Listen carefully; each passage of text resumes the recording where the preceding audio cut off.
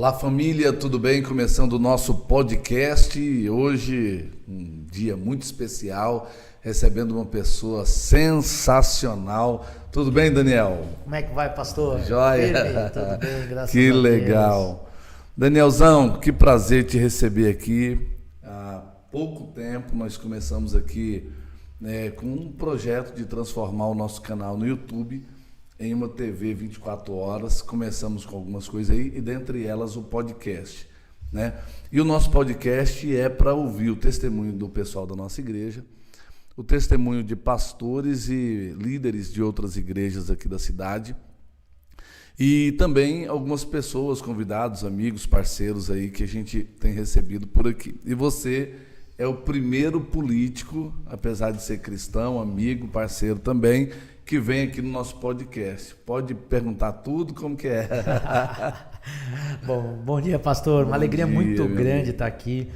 E, na verdade, esse projeto eu achei espetacular, né? A igreja cada vez mais ela cresce e muitas vezes pela dinâmica da sociedade, do dia a dia das pessoas, às vezes se perde aquele senso de comunidade, de igreja, né? Aquele vínculo, aqueles laços, né?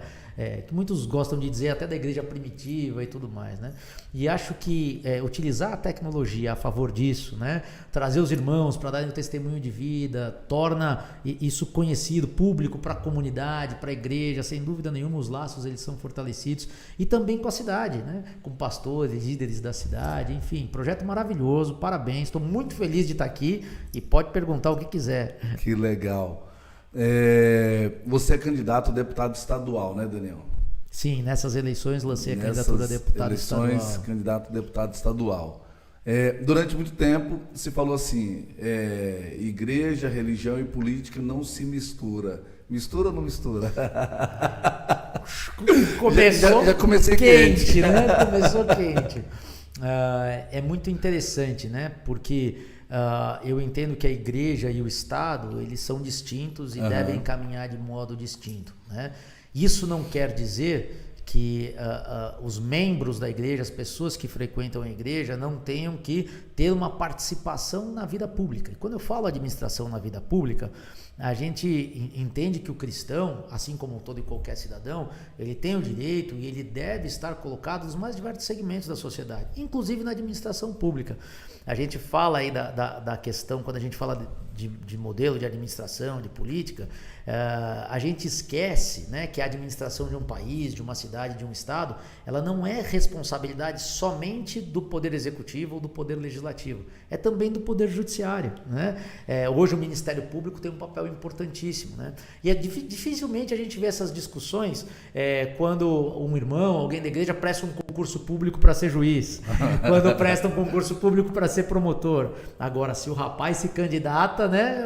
Então, assim, o dever de administração da sociedade vem lá da teoria de Montesquieu, da tripartição de poderes, né? O poder é uno, é um só, mas por uma questão de administração, de funcionalidade, de organização, ele se divide em três, que é o judiciário, o legislativo e o poder executivo, né? Então tudo isso faz parte da nossa vida e sem dúvida nenhuma entendo que nós temos que sim, né, estar preocupados com o mundo criado, com o mandato cultural que Deus nos deu para administrar esse lugar no qual fomos colocados, e a gente tem muito espaço para trabalhar nessa seara. Quando a igreja fica muito armada em relação a isso, eu até imagino e entendo também essa declaração de que não se mistura uma coisa com a outra, porque quando a liderança ela faz algumas alianças e ela meio que oferece o rebanho nessa aliança, isso é muito ruim, né? Perfeito, pastor. O senhor tá quente hoje, veio pro jogo hoje, né? Não, exatamente. E isso acaba desmotivando muitas vezes, muitos líderes sérios, né? De ter uma participação na medida certa, equilibrada, no tom correto. É uma questão histórica, né, pastor? Se a gente olhar para séculos atrás, em alguns momentos da história, a igreja caminhou de braços dados com o Estado, né? Muitas atrocidades foram praticadas ao longo da história em nome de Deus, né? Numa distorção completa daquilo que é o plano de Deus para o homem, aquilo que a palavra nos revela, né? E obviamente, com a evolução dos conceitos da sociedade, chegou um determinado momento que se entendeu pela separação entre igreja e Estado, cada um tem as suas funções, mas de algum modo, em alguns segmentos muito específicos, né, algumas igrejas, algumas lideranças, que no meu entendimento muitas vezes não se colocam da melhor forma, acabam se envolvendo fora dos padrões que são esperados para cristãos, né? E isso obviamente gera indignação, né? Suja o evangelho, suja o nome de Deus, e aí é natural que muitas vezes, como o senhor bem colocou, a igreja que tem uma visão mais adequada se retrai e fala assim, olha, isso não nos representa, né? Nós não queremos ser confundidos com esse tipo de aliança, porque de fato isso está muito longe daquilo que a gente acredita enquanto servo de Deus, né?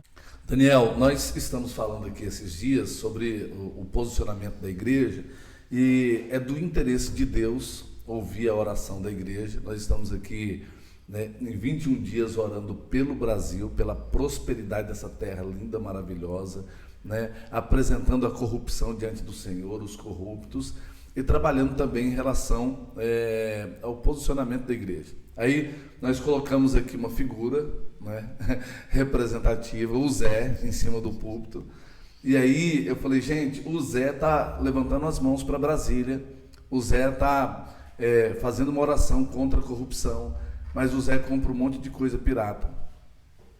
O Zé,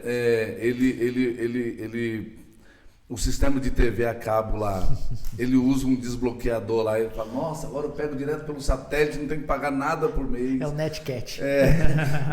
E aí, a gente foi citando alguns movimentos que o Zé vai fazendo, né, e que ele vai perdendo essa autoridade diante de Deus, né, essa legalidade para clamar pelo fim da corrupção, aquela lista na creche que tem uma fila, e aí o Zé quer que o vereador, o amigo do vereador, coloca o nome dele lá na frente, na fila, e aí tem um monte de movimento equivocado que é feito.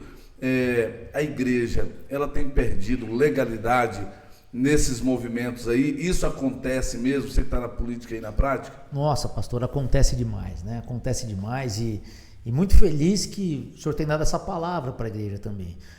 Muitas vezes é por malandragem, muitas vezes é por falta de conhecimento mesmo, né? Não entender que aquela prática não é uma prática adequada, né? E aí muitas vezes pela falta de conhecimento a turma perece mesmo, né?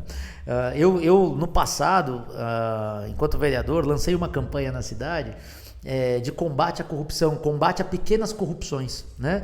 E mostrando que realmente essas questões são tão importantes, e começa da gente, o exemplo começa da gente. A Câmara dos Deputados, os vereadores, né? A Câmara de Vereadores, a Assembleia Legislativa, ela é um espelho da sociedade, né? E se a sociedade, de certo modo, ela pratica pequenos atos de corrupção naquilo que ela pode fazer, não tenha dúvida que quando estiver num outro lugar, ela vai praticar outros atos de corrupção dentro daquela esfera de poder ou daquela esfera de representação. E a gente precisa mudar a cultura, a gente precisa educar o nosso povo, a gente precisa mostrar que sim, quando uma pessoa pede para você passar o filho dela na frente do filho de outro numa fila de creche, por exemplo, esse ato ele é um ato desonesto, né? Você está furando a fila, alguém que está lá, que está esperando uma vaga também. E muitas vezes quando você explica, a pessoa entende, ela fala, nossa, eu não tinha pensado dessa forma. Na verdade, até o pessoal falou, olha, você conhece algum vereador? Aí se tiver um vereador, acaba ajudando. O pessoal acha que é normal. Está tão enraizado na cultura do brasileiro isso, que as pessoas acham que é normal. E aí a gente precisa falar, olha gente, não é normal, não é por aí, né? E aí esses exemplos que você deu são uma maravilha. É o gato da água, é o gato da TV, é o gato da energia, né? É o troco que você recebeu a mais e que você sabe que recebeu a mais e você não devolve, né? Viu cair um dinheiro do bolso de alguém e opa, pega, achado não é roubado, né? Então, é tanta coisa. Hoje não usa mais o DVD, mas às vezes chega na casa do irmão, tinha aquela lista de DVD assim, de 3x10. Exatamente, né? Situação. Exatamente. Ô Daniel, muito bacana. Você, e aí a gente vai entrar um pouco mais aqui, mas só finalizando esse assunto, hoje esses dias eu fui numa igreja muito bacana, muito grande, e aí tinha uma pessoa lá e falou, Wellington, nossa, agora eu trabalho aqui na igreja em tempo integral. e a igreja nem precisa pagar o meu salário, porque eu sou funcionário da Câmara de Vereadores da cidade, e eu nem preciso ir lá, e eu estou aqui em tempo integral, está sendo uma bênção. É inocência mesmo, será? O que você acha? A pessoa contando como se fosse um testemunho, mas é funcionário fantástico. Falei, irmão, isso é ilegal, você está fazendo um movimento totalmente equivocado. A gente precisa meter o dedo nessa ferida como igreja? Sem dúvida nenhuma, né? A tua pergunta é inocência? Eu não conheço a pessoa, eu não sei o grau de entendimento dela de mundo, e fica difícil a gente fazer um julgamento, né, do coração. A gente consegue julgar o fato, e o julgamento do fato é exatamente esse, pastor, né? Olha, isso aí tem nome, isso aí é funcionário fantasma, você não tem que estar aqui, né? E a pessoa, acho que talvez até confunde, fala assim, olha que bênção que eu posso servir a Deus, e não, cara, tá dando um péssimo testemunho, não foi para isso que Deus colocou você lá, não tenha dúvida disso, né? E pode ter essa confusão conceitual e que precisa ser esclarecido, que a igreja tem que botar o dedo na ferida, falar assim, gente, isso aí está errado, isso aí é ato de corrupção, isso é funcionário fantasma, se você está recebendo um salário, você tem que trabalhar lá. Você não está recebendo lá para trabalhar aqui, isso não existe, né? Muitas vezes, talvez o teu trabalho como assessor vai envolver contato com a sociedade, com a comunidade, você vai fazer visita em bairro, você vai visitar a liderança, você vai entender o que as pessoas estão precisando para o trabalho que é realizado dentro da Câmara de Vereadores, mas não está nomeado e trabalhando em outro lugar. Inclusive isso é passível de denúncia, né? No Ministério Público, para que isso seja apurado, quem nomeou, quem autorizou fazer isso, né? Então, isso precisa ser encaminhado às autoridades competentes, né? Porque essa situação não pode permanecer, isso é um absurdo, né? Daniel, dá para fazer política sem se corromper? Sim, e eu te devolvo uma pergunta. Passa sem aí. Não, vou te devolver a pergunta. Dá para trabalhar no ministério sem se corromper? Dá, exatamente, pastor. Pode falar, mas que pergunta maluca é essa? A corrupção, ela está instalada no coração do homem, né? Quando Jesus é questionado pelos fariseus, os fariseus viram para ele e falam assim, mestre, por que os teus discípulos comem sem lavar as mãos, né? E aí Jesus fala assim para a turma, viu, vocês não entenderam ainda que não é o que vem de fora que torna o homem impuro, e sim o que vem do coração, né? E quando a gente tem esse entendimento, né, não é a sociedade, né? Rousseau dizia que o homem nasce bom e o meio que ele vive o corrompe, né? A palavra de Deus diz exatamente o contrário, né? A gente nasce com um chipzinho aqui, chamado pecado, que contamina o ser humano.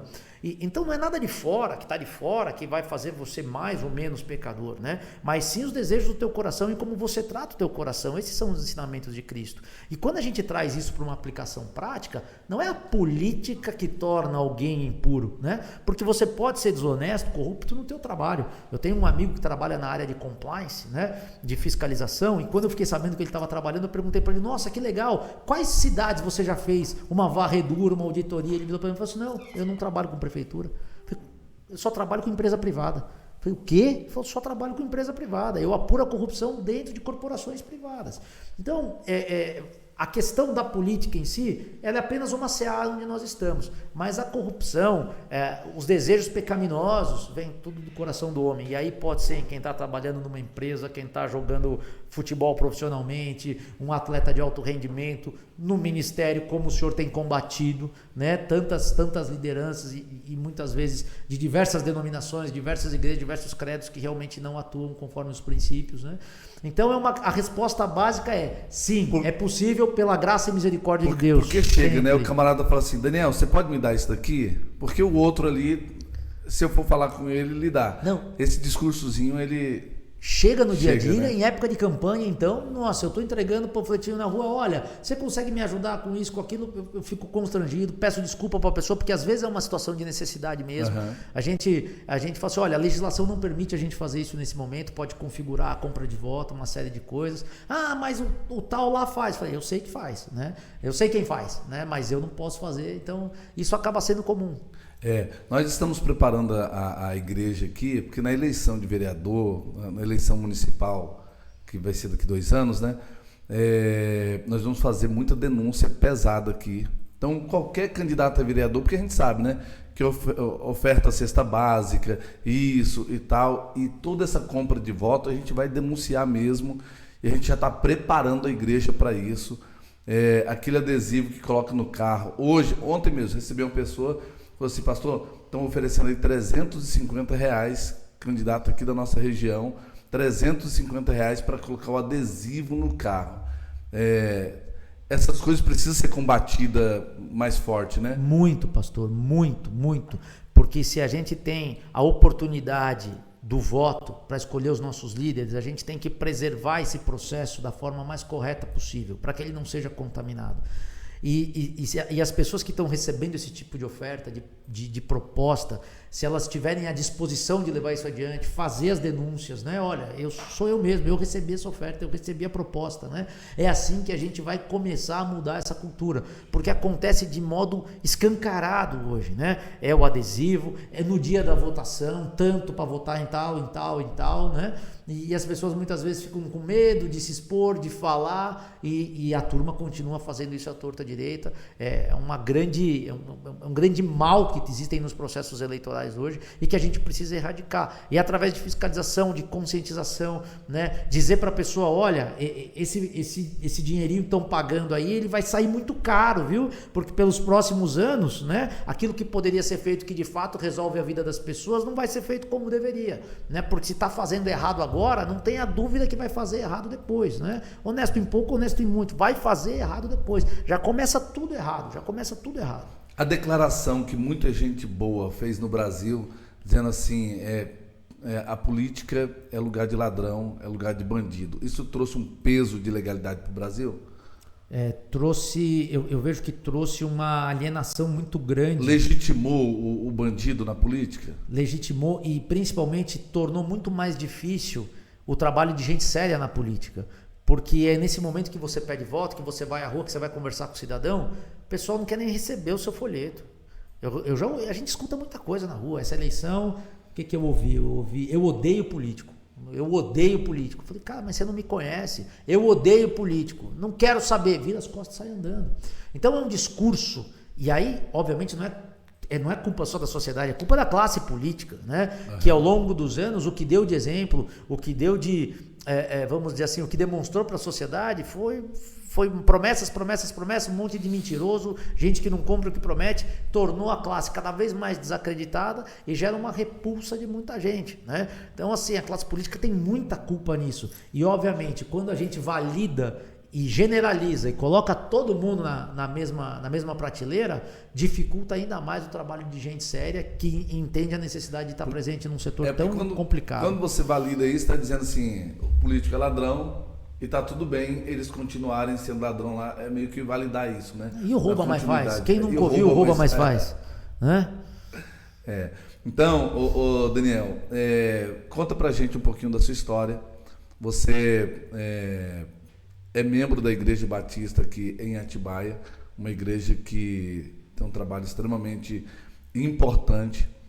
Eu cheguei na cidade há 12 anos e nunca ouvi falar nada que desabone a Igreja Batista, e você está lá já há alguns anos. Conta um pouquinho do Daniel, do irmão Daniel, das suas atividades na igreja e há quanto tempo você está por lá.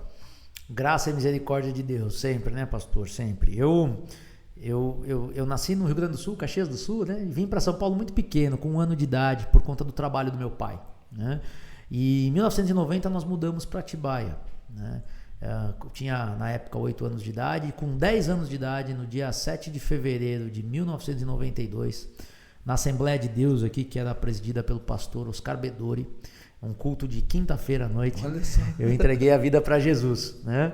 E isso em 92. Em 94 eu fui para a Igreja Batista de Atibaia, né?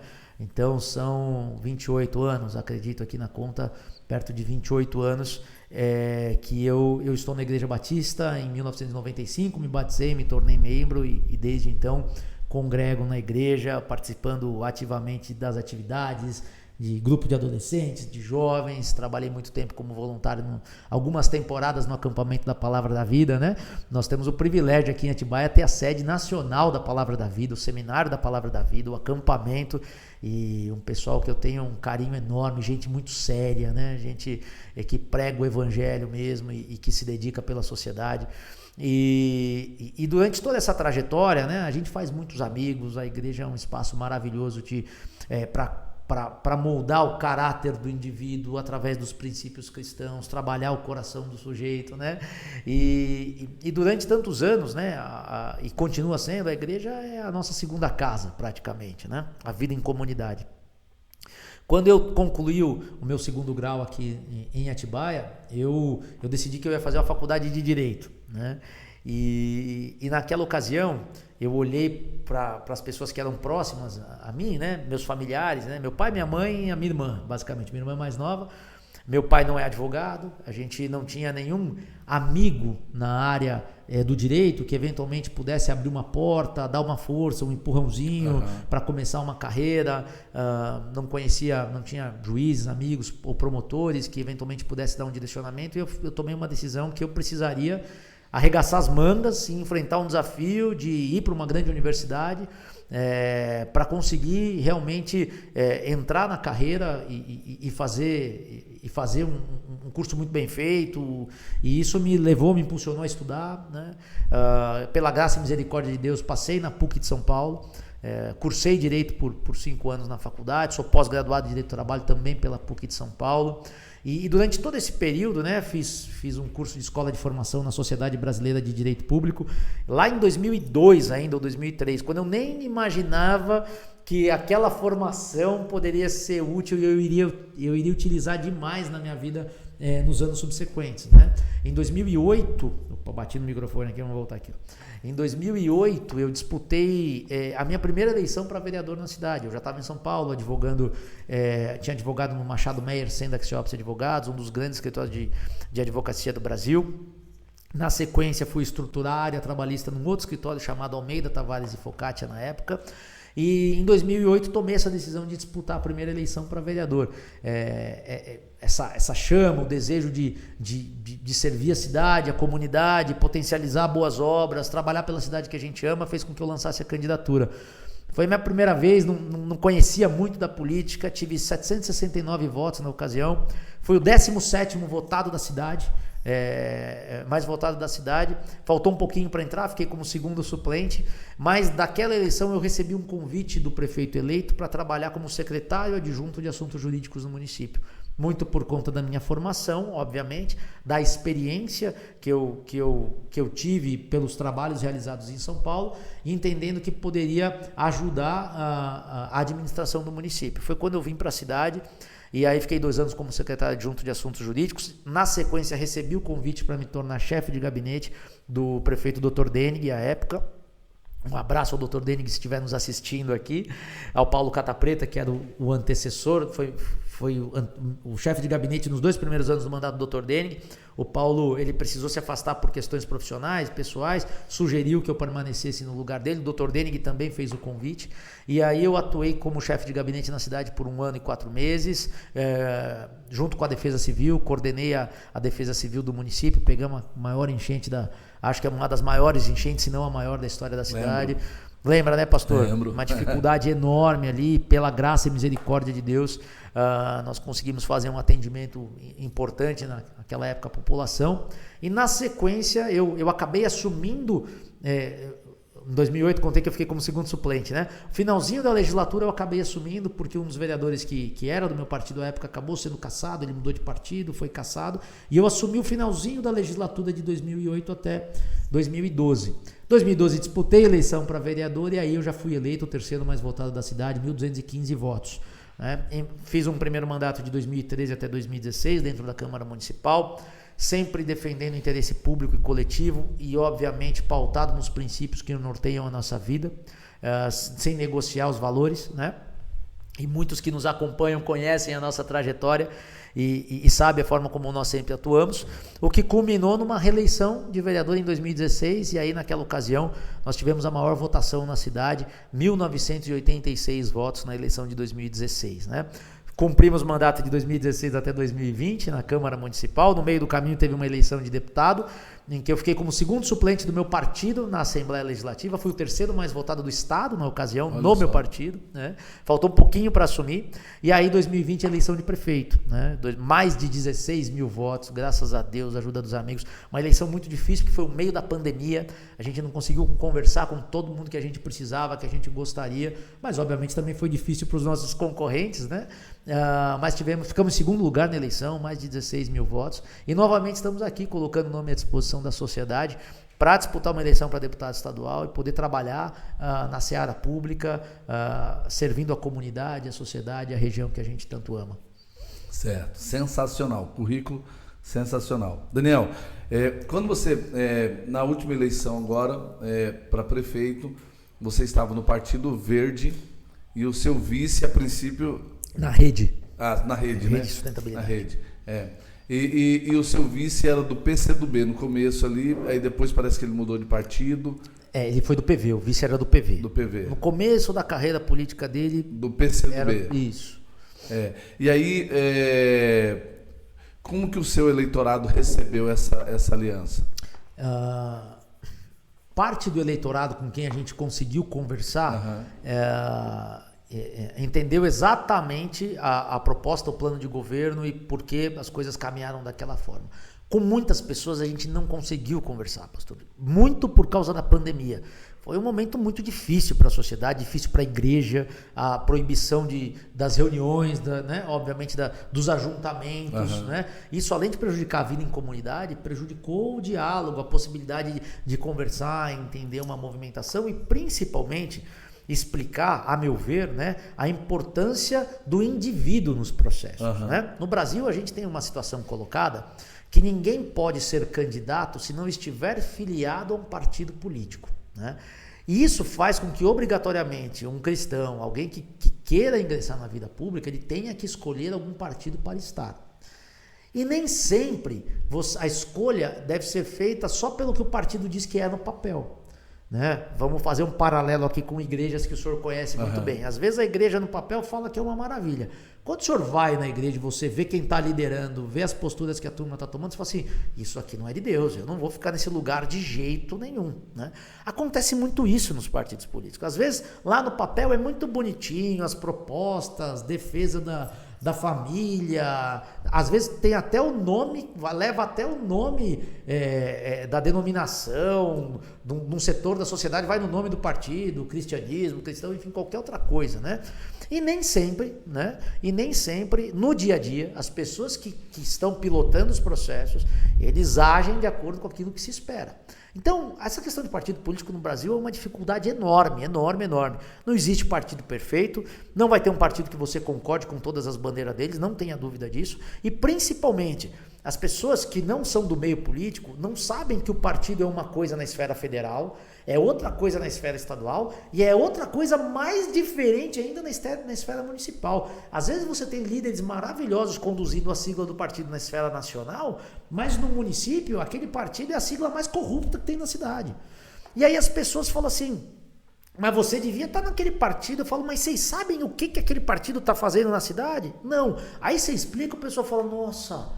Aí a turma cai em si e entende que é muito mais importante conhecer as pessoas, o que elas defendem, a trajetória de vida delas e os princípios que regem a vida delas, do que necessariamente acreditar num ser inanimado, né, num número partidário, numa bandeira qualquer que seja. Claro que a gente tenta, na medida do possível, sempre caminhar com pessoas que tenham os mesmos princípios que nós.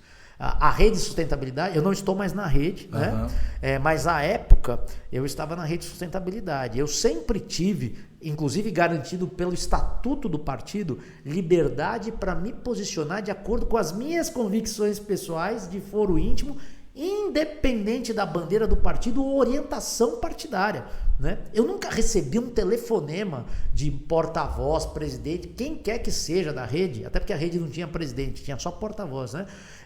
Nunca recebi um telefonema e falei assim, Daniel, tá entrando um projeto de lei assim, assim, assim na Câmara, você tem que votar assim, assim, assado. Senão a gente vai caçar o seu mandato. Eu nunca recebi nenhum tipo de ligação dessa natureza. Ou, olha, será que você pode dar uma forcinha num projeto aí porque a gente está ajustando algo diferente aqui? Nunca, nunca, nunca. Um partido que sempre atua de forma muito correta e respeitando a liberdade individual do parlamentar, né? E sempre isso foi... não é normal, né, Daniel? Não, em relação aos partidos, que o partido ele é o dono da sigla, né? O partido é o dono da legenda e o partido normalmente tem dono. Esse é o problema do Brasil. Os partidos têm dono, né? Quem é o cacique do partido?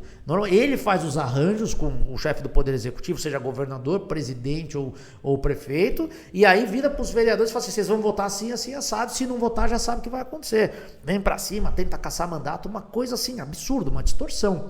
O relacionamento com a rede nunca existiu. A rede, quando ela nasceu, quando ela foi criada, foi um partido que tinha uma postura de centro, uma postura para defender o desenvolvimento sustentável do país. Ao longo dos anos, algumas pessoas foram deixando o partido, outras foram chegando, o discurso ele vai se amoldando às novas lideranças que vão chegando, e chegou num determinado momento que eu entendi que o caminho que o partido estava tomando, né, e aí sem nenhum juízo de valor nesse momento, não era um partido que representava aquilo que a gente acreditava, estava indo para uma linha de um discurso mais extremo, que nunca foi o que a gente defendeu, e entendemos, olha, a partir desse momento a gente não dá mais para continuar. Não dá mais para continuar, e por isso que nós fizemos uma movimentação e saímos do partido. Esse movimento do Rede, ele tem muito a ver com a ascensão da Marina e depois essa queda na popularidade dela, na visibilidade? O que você acha? Eu acredito que uma coisa puxa a outra, e aí uma outra pitada que a gente coloca nisso é a questão da mudança da regra eleitoral no país, né?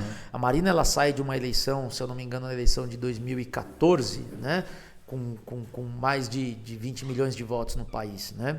Foi uma candidata natural à presidência da República em 2018, e aí o resultado nas urnas ele não foi aquilo que se imaginava.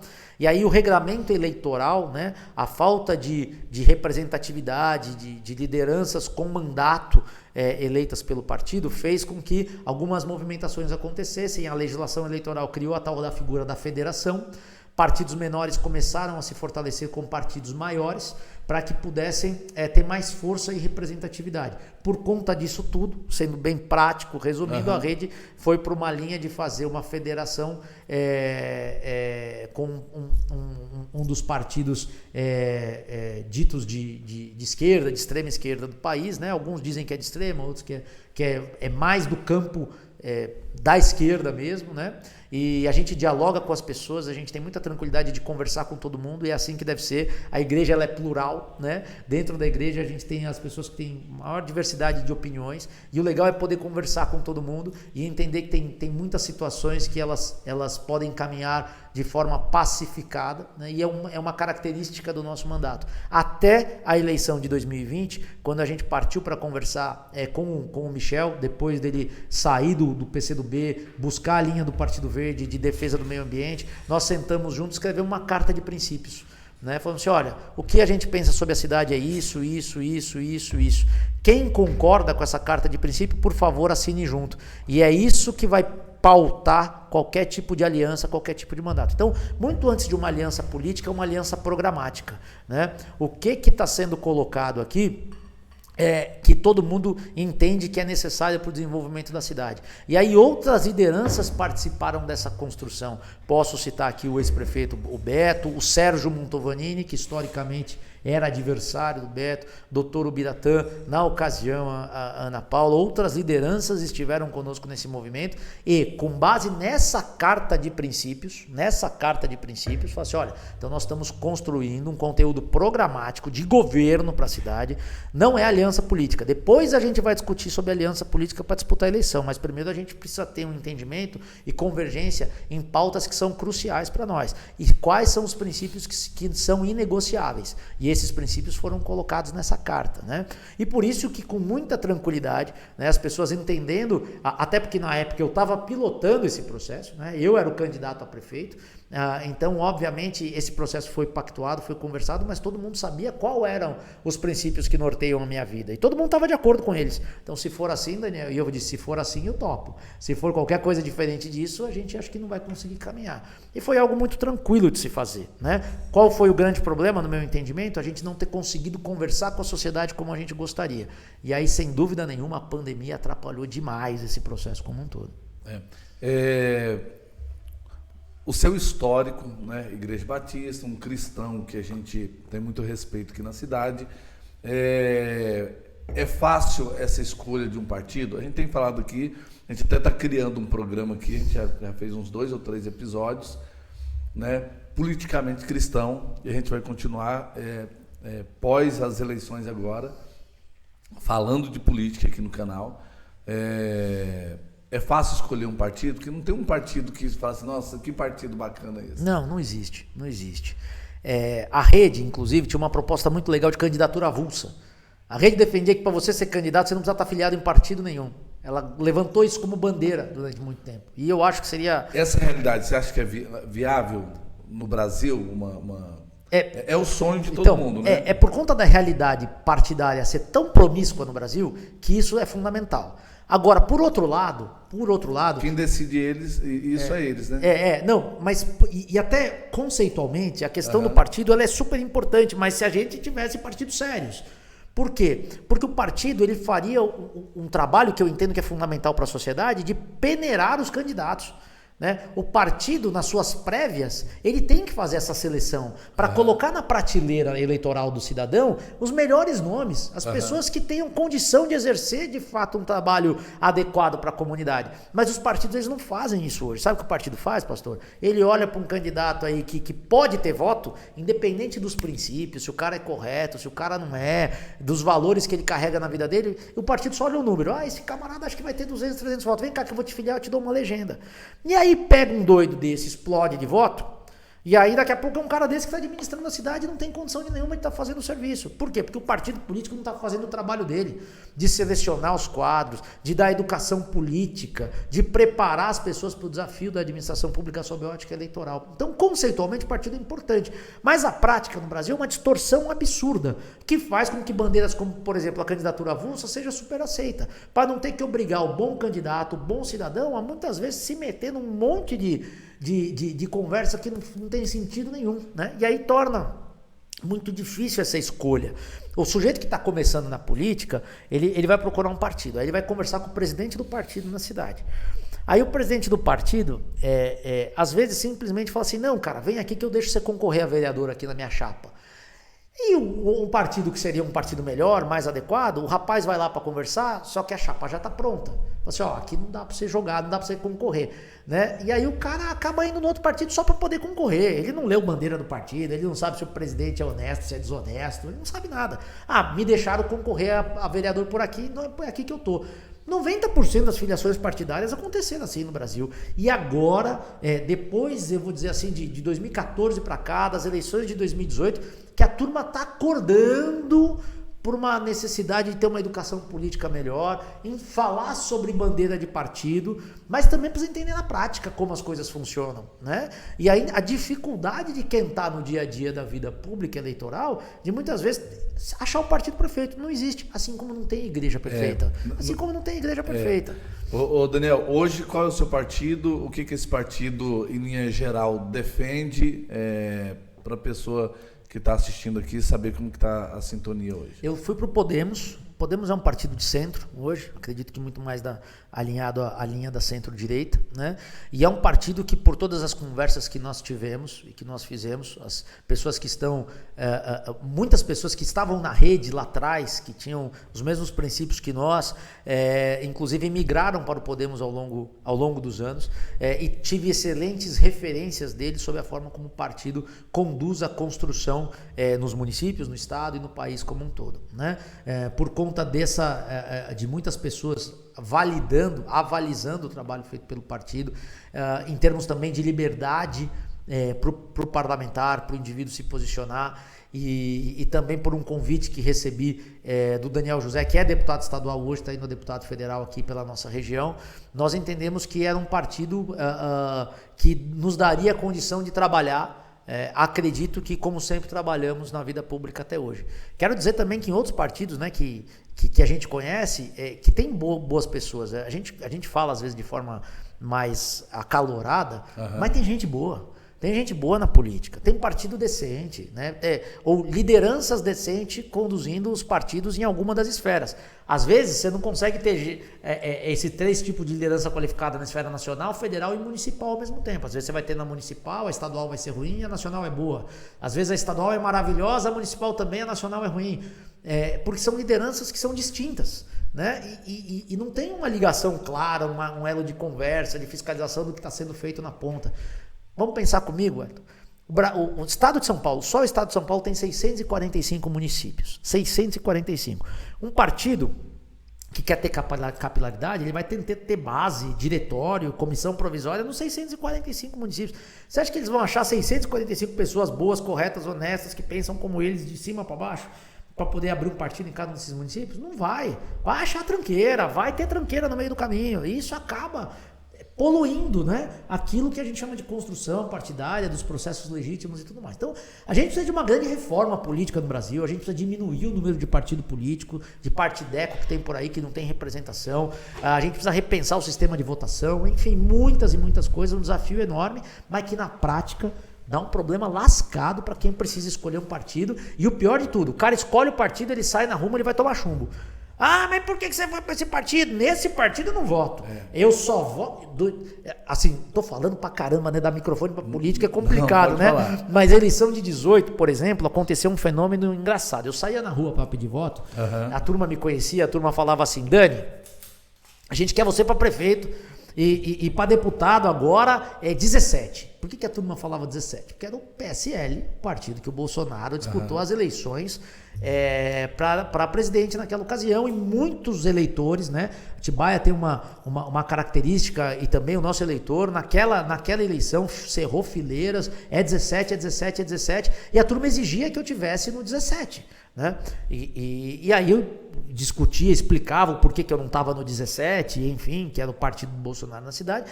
Mas sabe o que aconteceu? Um ano depois, um ano e meio depois, eu não sei a data precisa, o Bolsonaro simplesmente saiu do partido. E aí aquela turma que batia em mim porque eu não estava no 17, eu fui atrás. Eu não levo desaforo para casa. Falei assim, viu, você não queria que eu tivesse. E agora? Agora? Você vai continuar votando Você vai continuar votando no 17?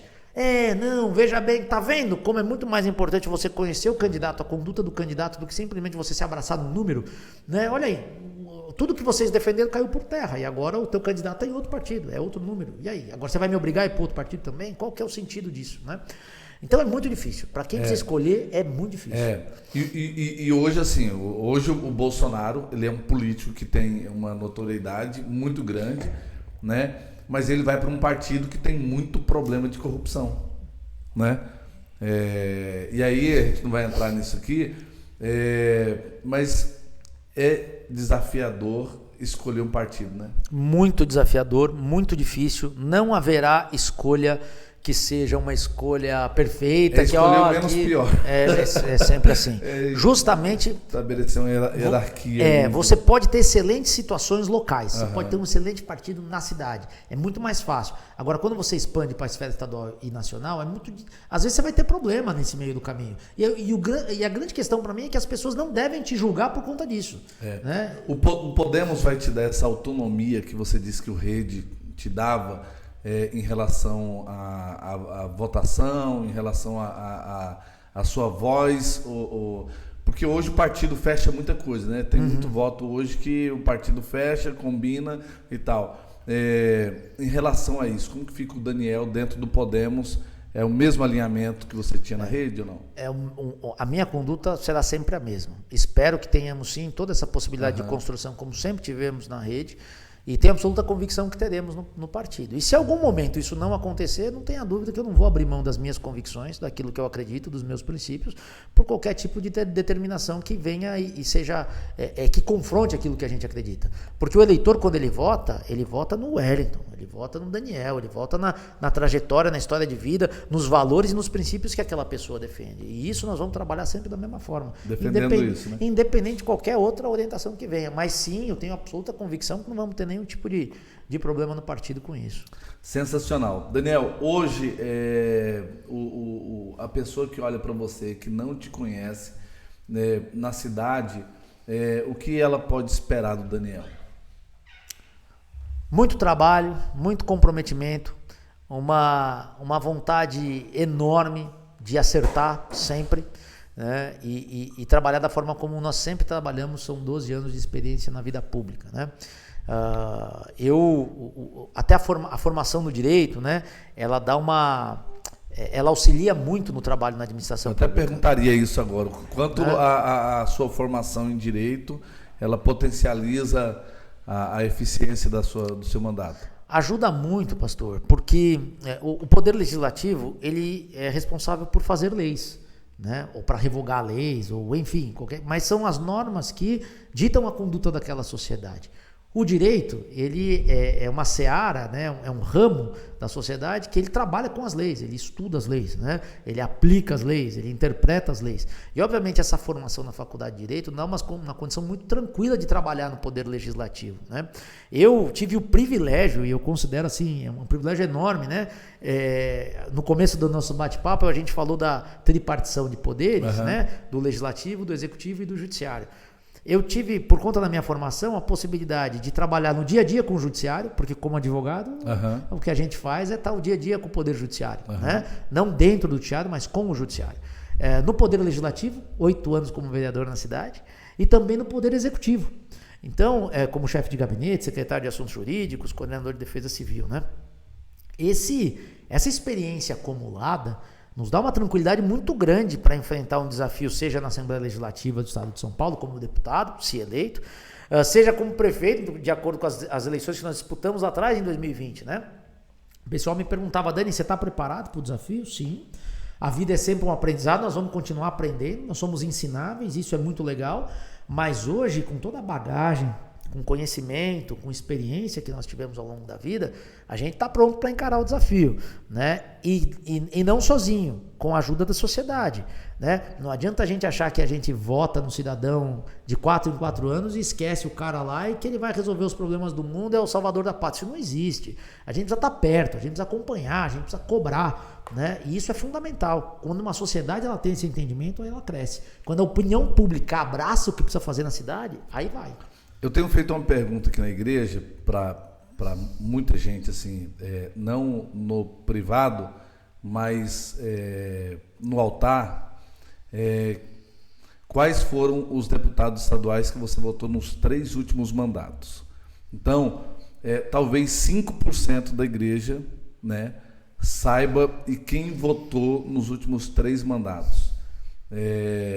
Isso é péssimo, né, Daniel? É péssimo, isso é rigoroso, viu, pastor? O senhor é rigoroso, viu? Porque eu fiz um vídeo essa semana da campanha, eu saí entrevistando a turma na rua, perguntando se vocês lembravam que ele votou na última. Você tá pedindo das 3 últimas pra turma, viu? Eu pedi pra última, a turma não lembrava. Isso é péssimo porque mostra, né, que a gente não tem a cultura de acompanhar o trabalho da pessoa que a gente votou, e se a gente não tem essa cultura, a gente não vai cobrar. A gente não vai saber se ele fez ou não fez um bom trabalho, se o voto foi um voto adequado ou não, né? Isso é muito, muito ruim. Mostra o distanciamento da sociedade com a política. E é algo que a gente precisa trabalhar para atacar. E o que o senhor tem feito é um trabalho maravilhoso de educação nesse sentido, né? A turma hoje tenta aproximar da política, e aí hoje todo mundo na política hoje também tem uma opinião em relação ao judiciário e principalmente ao STF, né? Então, você vê, eu até estava acompanhando um pouco a posição aí em relação a segurar ali a questão dos enfermeiros e tal. Parece que o movimento do STF foi muito bem fundamentado juridicamente. Parece, eu não entendo. Parece que foi. Mas a opinião pública chega como se fosse mais um grande equívoco do STF. O STF tem dado muitas derrapadas mesmo. Tá todo mundo assim rotulando. Como que o Daniel vê isso como jurista? Eu vejo caso a caso. Tem situações que eu entendo que o STF derrapa, tem situações que eu entendo que o STF acerta, e é assim na vida da gente. Na vida jurídica, como advogado, não tem jeito. Tem dia que a turma acerta, tem dia que erra, e a gente também não é o dono da verdade na avaliação, né? Mas quer terminar? No caso dos enfermeiros, por exemplo, a solicitação ali foi de que precisaria apresentar de onde vem esse recurso, como não foi apresentado, foi dado um tempo aí, acho que para mostrar... Suspendeu a aplicabilidade da legislação. Para ver de onde vem esse recurso. Foi um movimento acertado ali? Eu acho que tem um grande equívoco dos três poderes. Né? Dos três poderes numa construção como essa. Por quê? Porque se o Poder Legislativo é o responsável por aprovar a pauta, se essa pauta é aprovada e vai para o Poder Executivo, o Poder Executivo sanciona isso. O Presidente da República, ele que sanciona as legislações que passam pelo Legislativo. Quando isso vai e é publicizado e é colocado em prática, em tese, todo e qualquer problema acerca da viabilidade econômica do projeto já deveria ter sido tratada, já deveria ter sido exaurida, o STF já deveria ter sido noticiado, informado sobre aquilo. Por que eu digo isso? É o conceito, o poder ele é uno, ele é dividido apenas para fins administrativos. Então, assim, o presidente do STF, o presidente da República, o presidente do Senado, o presidente da Câmara, eles precisam conversar.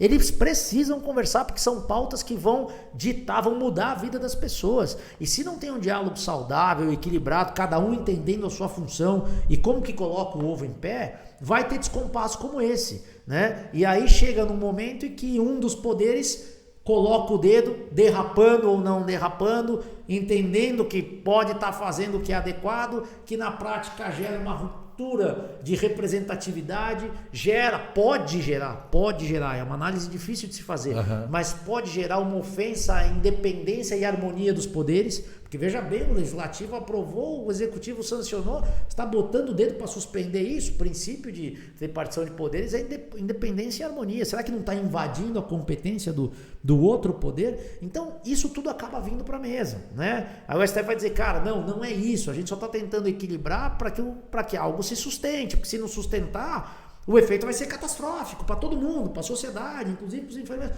Tem argumento para todo lado, né? E como que a gente costura isso? A gente tem que olhar a raiz do problema. Onde está a raiz do problema? Lá atrás, não foi conversado da forma como deveria. Mas ficou mais de 10 anos tramitando na Câmara. Pois é, tramitou mal, né? Culpa dos legisladores que não fizeram o trabalho que tinha que fazer, né? Ou do Poder Executivo que também não encaminhou isso de forma extremamente técnica e detalhada. E aí pode também ser culpa do STF, que às vezes está tendo um rigor excessivo com algo que não deveria ter. E aí, para eu te dar uma opinião exata, eu tinha que estar com o projeto na mão. Eu tinha que ter acompanhado todo o movimento, né? Mas o que eu entendo, e aí eu sou testemunha disso, existe uma falta de diálogo muito grande. Eu, como vereador aqui, vivi isso, né? Os projetos que vinham da prefeitura sem nenhum tipo de explicação, faltando documento. Imagina, a prefeitura mandava projeto na Câmara para fazer... para pedir empréstimo, para autorizar financiamento e não dizia qual o valor total, quantas vezes ia pagar, como ia ser pago aquilo, se tinha dotação orçamentária para fazer aquele empréstimo. Como é que você vota um negócio desse sem informação? Então, se no micro é assim, imagina o que não acontece no macro. E aí gera essas distorções que a gente enfrenta, infelizmente. Daniel, o seu eleitor hoje, ele pelo que eu imagino, boa parte dele tem um alinhamento com o Bolsonaro.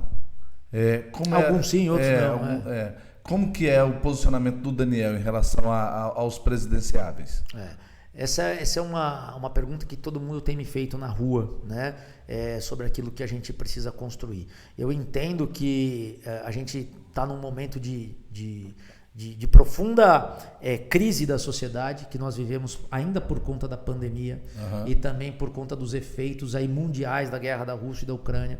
O que o mundo está vivendo hoje, a nossa geração não viveu, né? Talvez é a primeira vez que a nossa geração está enfrentando algo semelhante. Tenho conversado com amigos que moram em outros países aí. Eu tive um testemunho de um casal que mora na Áustria, que quadruplicou o custo do gás, né? Por exemplo, que é tão essencial para eles, principalmente no inverno. Então, uma inflação assombrosa, gera uma crise econômica enorme, e aí a gente vem para um momento de eleição em que se tenta colocar todos os problemas e todos os acertos na conta de personagens individuais. Né? A gente tem como ser humano essa característica, né, de tentar criar os nossos heróis e também criar os nossos vilões. E a gente acaba rotulando as lideranças, muitas vezes não discutindo propostas, e a eleição acaba virando uma guerra de torcida na rua, que não funciona. Guerra de torcida organizada não funciona. A gente precisa caminhar para uma pacificação de discurso e, obviamente, para uma administração pública que seja proba, que seja honesta, que combata a corrupção e que, obviamente, se posicione da forma correta, republicana e democrática sobre as pautas mais sensíveis do país. Isso a gente tem enfrentado, né? E a gente tem sentido, obviamente, os alinhamentos, a temperatura da rua cada vez mais esquentando nesse particular, né? Então, o que é muito ruim, pastor, é que quando a pessoa pergunta para você e você fala mais ou menos qual é a linha do que você acredita, a pessoa não quer nem pegar o seu panfleto. Ele fala assim, não, se você não é do Lula, eu não pego o seu panfleto. Ou se você não é do Bolsonaro, eu também não pego o seu panfleto. Eu falo assim, cara, mas a eleição de deputado, ela é uma eleição que ela tem uma característica totalmente diferente. A gente precisa eleger deputado da nossa região com os nossos princípios, os nossos valores, para trabalhar pelo município e trazer recursos do governo do estado para cá. E, obviamente, nas pautas legislativas, defender aquilo que a gente acredita dentro do Estado de São Paulo. Essa polarização, ela não pode ser um elemento definidor do voto de quem está olhando no seu olho no município. Porque senão vira guerra de torcida. E tudo aquilo que a gente precisa, que é pacificar e conseguir caminhar enquanto sociedade, a gente fica cada vez mais distante. Então é algo bem difícil que a gente tem enfrentado na rua, viu, pastor? Bem difícil. O deputado federal que hoje você está alinhado com ele vem da base do Amoedo, né? Partido Novo, veio do Partido Novo. O Amoedo foi uma grande esperança também, uma grande expectativa. Mas ele bateu muito no Bolsonaro, e aí quando eu falei que ia receber você aqui, muita gente, não, pergunta para ele como que ele vê o candidato a deputado federal que hoje ele tem alinhamento, que bateu tanto no Bolsonaro nos últimos anos. Como que você vê?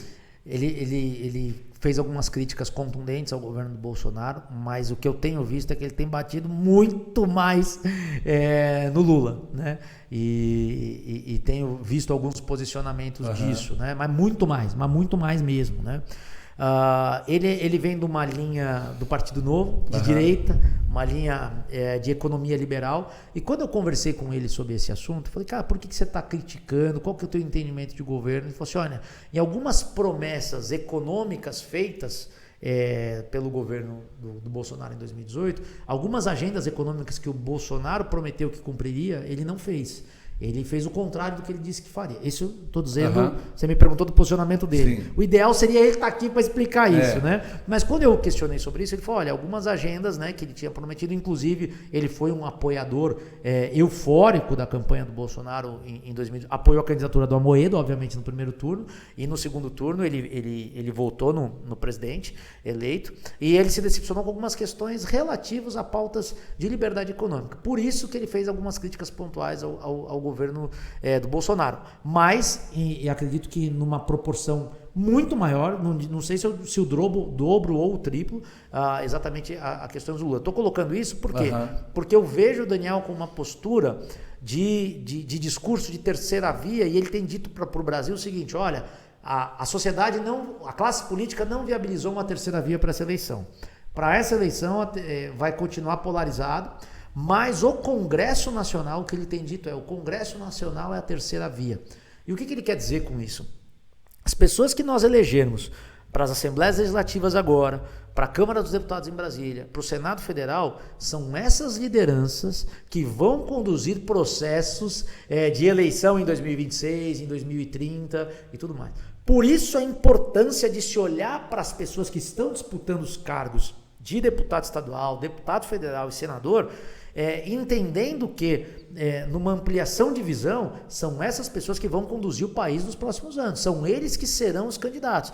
Se a gente não eleger gente boa agora, a chance da gente ter candidato bom em 2026, 2030 é muito pequena, né? Ao passo que, se a gente eleger boas lideranças, pessoas preparadas e comprometidas, a chance de ter bons candidatos disputando a eleição, que é o sonho de qualquer um, aumentam muito. Você joga bola, né, pastor? Eu sei que você joga bola. E é muito legal quando a gente fala aqui no futebol, joga bola assim. A gente fala que o treinador quer ter aquela dor de cabeça boa. Né? Qual que é a dor de cabeça boa? O cara não sabe se ele escala o centroavante, o Parreira na Copa de 2006, quem que ele escala? O Ronaldo Fenômeno ou o Adriano Imperador? É a dor de cabeça boa. Né? Então, você ter muita opção para poder botar teu time em campo. É isso que a gente espera da política, que a gente chegue em 2026, 2030, que a gente tenha muita boa opção para votar para presidente, para governador, que a gente não tenha falta de bons nomes no cenário político nacional. Isso é fundamental e passa por essas eleições de deputado estadual e federal. Sensacional. Daniel, hoje a sua coligação, quem é o presidenciável da sua coligação? Dá para falar? Não dá? Não, dá. O Podemos, né? E aí a questão, a gente volta na história partidária aqui, né? O Podemos, ele numa linha de primeiro turno, definiu um apoio a uma terceira via. O Podemos, ele tentou por muito tempo viabilizar uma terceira via. O Podemos, o partido. Né? Nomes que tinham condição de disputar a eleição passaram pelo partido. O partido tentou dialogar muito tempo com o Moro. O Moro teve no partido, saiu do partido, não está mais no partido. O partido tentou dialogar com um ex-governador do Rio Grande do Sul, Eduardo Leite. E nesse momento, entendendo um projeto de terceira via, o partido tem apoiado Simone Tebet, né? No primeiro turno. No segundo turno, o partido não diz qual a posição partidária da sigla, mas também dá, obviamente, muita liberdade para os seus filiados nesse ponto, né? Então, é isso. No governo do estado, o partido tem defendido a candidatura do Rodrigo Garcia. Sensacional. Gente, então tá aí, conhecer um pouquinho do Daniel. É muito importante que cada um decida, né, Daniel? De forma muito com muita prudência. Quero deixar aqui na liberdade para você se apresentar para esse eleitor que ainda está indeciso. A gente já falou muito aqui. E o que pode esperar aí do Daniel, que tipo de comprometimento que você faz com a nossa cidade, com a nossa região, para o mandato aí como deputado estadual? Que legal, muito bacana. Vou olhar para a turma aqui, né? Gente, para aqueles que ainda não me conhecem, né? A gente falou um pouquinho da nossa trajetória de vida aqui no podcast, esse bate-papo maravilhoso com o pastor Wellington, que tive o privilégio de conhecer lá atrás, ainda quando eu estava no 2010, né, pastor? Ainda quando estava no Poder Executivo, e aproveitar para dar um testemunho aqui da seriedade com que na ocasião nós nos conhecemos, né? E algumas situações que precisavam ser tratadas junto ao município, a seriedade com que a igreja tratou todas as situações, né? Fazendo todas as adequações necessárias para o cumprimento das legislações vigentes, sempre de forma muito atenciosa, respeitável, dando um bom testemunho perante as autoridades públicas, e foi assim que a gente se conheceu, né, pastor, lá atrás. Foi muito bacana, né? Desde então mantemos essa amizade, né? E enfim, estou aqui batendo esse papo por conta disso, né? E depois de 10 anos, né? Concorrendo novamente a uma eleição pela cidade, né? Importante a gente entender que o deputado estadual, além de fazer as leis, né? O deputado federal também, além de fazer leis na esfera federal, que vale para o Brasil todo, o deputado estadual faz lei que vale para o estado, né, de São Paulo. No caso aqui que nós estamos concorrendo, o deputado também, na prática, ainda que isso não seja o que está nos manuais, mas na prática, o deputado ele acaba representando a região da qual ele vem, a cidade da qual ele vem, perante o governo do estado de São Paulo. Quando a região ela consegue eleger representantes que façam esse diálogo com o governo do estado, ela aumenta, ela potencializa a chance de trazer mais recursos do governo do estado, mais programas promovidos pelo governo do estado para a cidade, para a região. E acontece muito isso. Por conta do pacto federativo no Brasil, a concentração de recursos, muitas vezes ela não fica no município, que é onde tem que resolver o problema. Fica no estado, fica na União. E esses recursos, esses programas, eles acabam chegando em quem precisa, que são as cidades, são os municípios, quando você consegue ter representatividade de fato. E aí que entra o trabalho do deputado estadual, do deputado federal, por isso que nós estamos lançando a candidatura, por entender que a Atibaia passou da hora, a Atibaia merece, a Atibaia precisa ter representação junto ao governo do estado e junto ao governo federal. Para quê? Justamente para fazer esse trabalho de representatividade, para poder trazer recurso para o município, recurso financeiro para ser injetado na saúde, para a gente tentar melhorar a condição de atendimento regional aqui com um hospital referência, pode ser um hospital regional, fortalecer a referência que já existe hoje na região. A gente fala muito de trazer recursos para o esporte. O esporte é uma ferramenta de transformação da sociedade, né, pastor? Eu sei que a gente usa muito, inclusive como cristão, para atingir comunidades carentes, levando a mensagem. O esporte, ele tira a criança da droga, ele tira a criança da violência. Você trabalha a segurança pública, você trabalha a educação, você trabalha a saúde, você trabalha o lazer. E quando a gente consegue ter recurso para potencializar o trabalho no esporte, espaços de prática esportiva adequados, públicos, gratuitos. A gente precisa investir, a gente precisa lutar por isso. Né? Trabalhar a questão ambiental da nossa região, não sei se vocês sabem ou não, mas é a água da nossa região aqui que é transposta por meio de túneis, né? Das nossas represas aqui, bombeada para o Alto da Cantareira e abastece parte da Grande São Paulo. Nós precisamos ter um tratamento mais adequado do governo do estado por conta disso. E eu falo de compensação financeira. Isso é muito natural, isso é discutido já em outras cidades, outros estados, outros países, né? Isso não é algo que eu estou inventando na minha cabeça, não. Mas a gente precisa ter representatividade para poder sentar na mesa, né? De igual para igual e fazer alguns ajustes que, sem dúvida nenhuma, vão melhorar a vida da nossa população. O meu comprometimento é esse, é o trabalho, atuar com os mesmos princípios que sempre conduziram a minha vida na trajetória pública, 12 anos aí de experiência, de muito trabalho, e quero continuar fazendo isso debaixo da graça, da vontade de Deus e misericórdia sobre tudo. É para isso que a gente está aqui e queria muito contar, obviamente, não só com o voto, mas com o apoio de vocês na divulgação da candidatura. É um trabalho de formiguinha que a gente faz, é o boca a boca, é assim que a gente leva a mensagem, é assim que a gente cresce. Eu queria poder contar muito com o apoio de vocês nessa caminhada. Sensacional, Daniel. Casado, né, Daniel? Casado. Tem filhos? Graça e misericórdia de Deus. Tem uma filhinha que nasceu a cara do pai, chamada Madalena, mas agora melhorou. Melhorou, tá a cara da mãe. Meu Deus. Sensacional. Daniel, o que significa essa palavra aqui, família, para você? A família é a base, né? É a base da nossa construção enquanto sociedade. Né? E quando a gente entende isso, quando a gente fortalece a família, a gente tem muitos problemas que são resolvidos dentro das quatro paredes e que diminui a carga colocada sobre uma prefeitura, sobre um estado para administrar. Né? Cada homem tem que assumir o seu papel de líder do lar, junto com uma esposa virtuosa, como a palavra coloca, e o valor da mulher virtuosa é inquestionável, né? Como Deus trabalha isso com sabedoria na palavra, né? Então o marido e a esposa têm essa responsabilidade de conduzir um lar que seja exemplo para outras famílias, para gerações, e que fortaleça sem dúvida nenhuma a sociedade e comunidade em que eles vivem. Sensacional. Pastor Mendes foi o seu pastor durante quantos anos? Nessa trajetória de 28 anos, com certeza por 27, 26, 27 aí. Legal. E agora abraço ao meu pastor querido, beijo. E agora ele tá jubilado, né? Assumiu outro pastor lá. Quem que é o pastor agora? O pastor Mendes, o pastor Mendes é fundador da primeira igreja batista de Atibaia e depois de muitos anos à frente do ministério, fez uma transição com muita sabedoria, né? O pastor Mendes, ele é uma liderança nata, daqueles que a gente conta nos dedos de uma mão aí, né?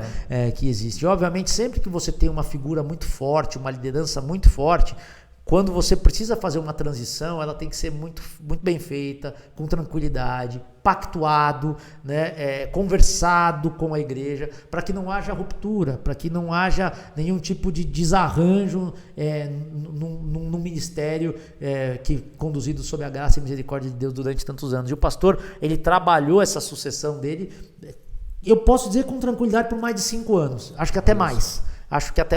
E hoje nós temos 3 pastores que estão à frente da igreja.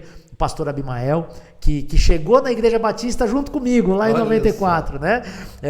E na época era seminarista e se tornou pastor da igreja e está lá até hoje. O pastor Ricardo e o pastor Davi Murk Jr., que são meus contemporâneos, meus amigos de igreja aí, né? Cresceram junto comigo na igreja e estão firmes no ministério, têm conduzido o pastoreio com os mesmos princípios que a igreja sempre atuou durante todos esses anos, e dizer que tudo vai, graças a Deus, vai muito bem, mas que a gente tem uma saudade enorme do pastor, a gente tem, né? É isso. Maravilha. Aí, né? A ovelha reconhece o seu pastor, né? Então, Danielzão, saudade do pastor Mendes. Que legal receber você aqui, muito obrigado, bate-papo muito bacana, que Deus abençoe você e que a gente tenha a oportunidade de ter bons papos sobre política aqui, para ir, inclusive, corrigindo a rota de muita gente aí que acompanha aí o nosso podcast. E eu quero me colocar à disposição de vocês para toda e qualquer dúvida. Todo mundo que está assistindo, quiser bater um papo comigo, eu já bati umas 2 vezes esse microfone. Italiano, fala mais com a mão, qualquer coisa. Mas estou à disposição de vocês, qualquer dúvida que vocês tenham. Porta sempre aberta, o pastor nos conhece aqui, conte conosco, igreja. Deus abençoe, Daniel. Amém, obrigado. Muito obrigado, viu? Gente, se abençoou você, então compartilha aí, você que conhece pessoas aqui em Atibaia, que pode apresentar o Daniel aí como uma opção. Claro que a pessoa vai sempre fazer e vai tomar a sua decisão.